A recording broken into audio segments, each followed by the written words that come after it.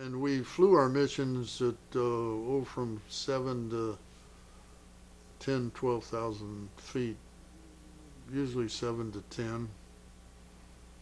But I remember one mission we flew at 14 for some reason, and man, oh man, when we got back and got on the ground and went through our debriefing, when every time we flew a mission, we were debriefed by somebody from intelligence, one man at a time. So it took a while to debrief a whole mission, and but it, man, we got down from the. I remember when we landed and taxied up and parked the plane. I had my hand on the stick, as we called it, and the other hand on the throttle, and you're flying formation from the time you take off to the time you land, so you're working both hands. Anyway, I couldn't open my hand. I had to take my other hand and pull my fingers apart to get it off of there. And we went back to our tent after we were debriefed and went to sleep and slept for 24 hours. Because 14,000 feet, you should go on oxygen no later than 10,000. Anything over 10,000, you ought to be on oxygen. We did fly some missions at 11, 12,000 sometimes.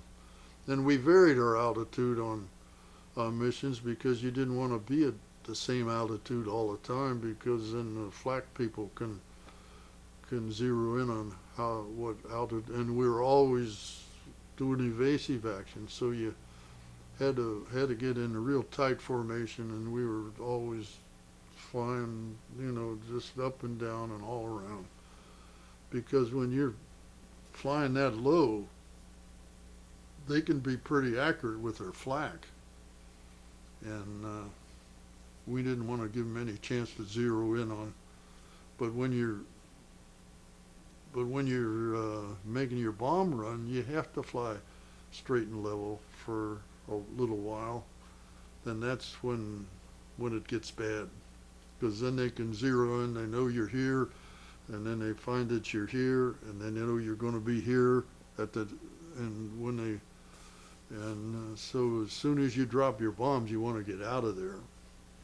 And and you're always wishing, if you're on this side, that the guy that's leading the mission turns into you, because then you're on the inside of it. But if he turns away and you're on the outside of it, that pinpoint thing is going to be right on you as you leave the target. And that happened to a friend of mine. We flew in what we called boxes, 6 plane boxes. You had a leader and a guy on each of his wing, and then a second element with a guy on his wings.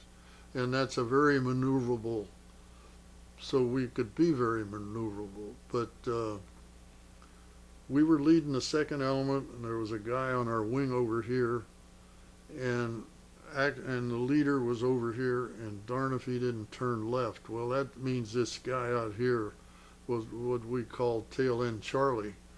And as we left the target, the FLAK was coming, and this guy got a direct hit right outside of the cockpit. It just wiped that side of the cockpit off, and I could see this guy sitting there, and he was covered with blood, and it looked like he was going to continue to fly. But I was watching this guy above me because he was doing evasive. So, and next time I looked back, the plane was gone, and but I knew he'd been killed. And oh man, and he was such a nice guy. He was a kind of a guy that, even though the rest of us were covered with dust, he never seemed to pick up the dust like we did. For some reason or other, he didn't even seem to have it on his shoes. And not that he made a fetish of it or anything. He was just a great guy. And boy, I really felt that. And anyway, one of our gunners said he saw 2 parachutes, but one of them was on fire. So maybe one guy got down, but we never heard anything about what happened. But to tell you how callous you get, when we got down and got debriefed, my mess kit had got, on a mess kit you got a handle, and you got a spoon and a knife and a fork that slide over, the handle slides over the handle on the mess kit, and you can hang it up to dry after you come out of the mess hall. I was down to just a big spoon. I didn't have a knife or a fork anymore. And I knew this guy that went down had a knife and a fork. First thing I did after I was debriefed was go to his tent and get his knife and fork, because then I had a knife and fork.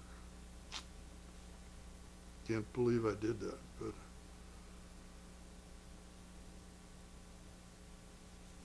yeah, it's tough.